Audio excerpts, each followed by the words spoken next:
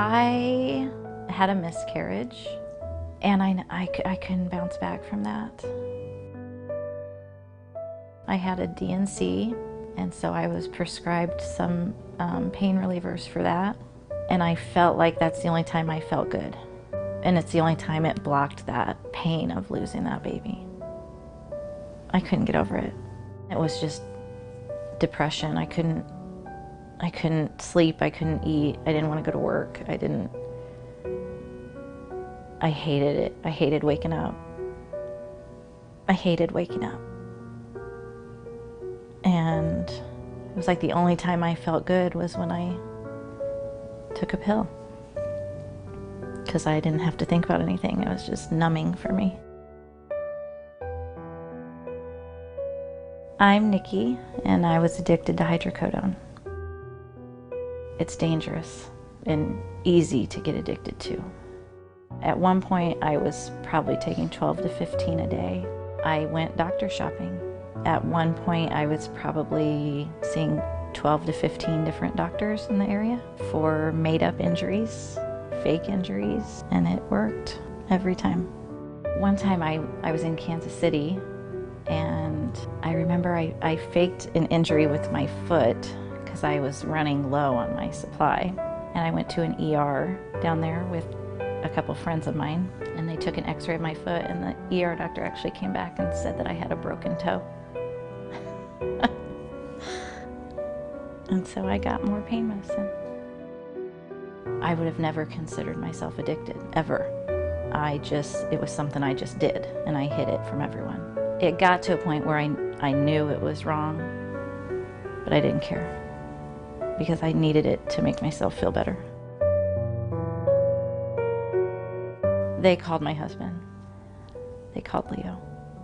I remember driving home, just talking and praying all the way home to, please get me out of trouble. I won't do this ever again. I need help. I don't know what to do. And I remember pulling in the garage, and I shut the garage down. And I remember just sitting there letting the car run and thinking this might just be the easiest for everybody. Because I couldn't imagine hurting my family. But he must have heard the garage, because he came to the door and he said, "What in the hell are you doing?" And that's when I knew the gig is up, And they said, "It's bad. It's as bad as it can probably get, and we're turning everything over to the county attorney." She saved my life. I mean, she truly saved my life.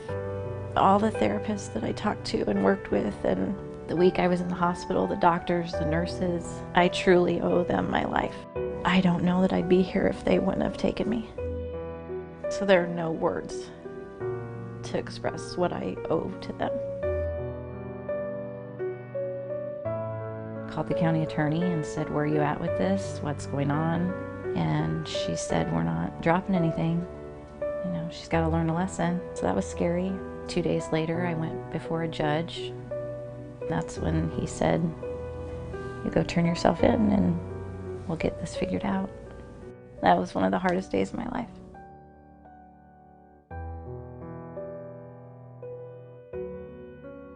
I learned a lot. I learned a lot about myself. I learned a lot about the person I want to be. I learned that it was okay for me to mess up, that it's not too late for me to start over, get a second chance.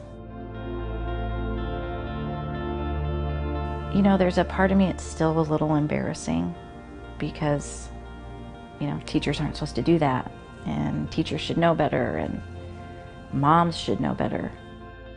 But I think everything that happens, it happens for a reason. And I think this happened for me to share this story to help other people, because it's not just, homeless people, and it's doctors and lawyers and teachers, and it's everybody. Nobody's immune to that. I never thought I would come out of it. I thought I'd always be a victim of it. and I'm not.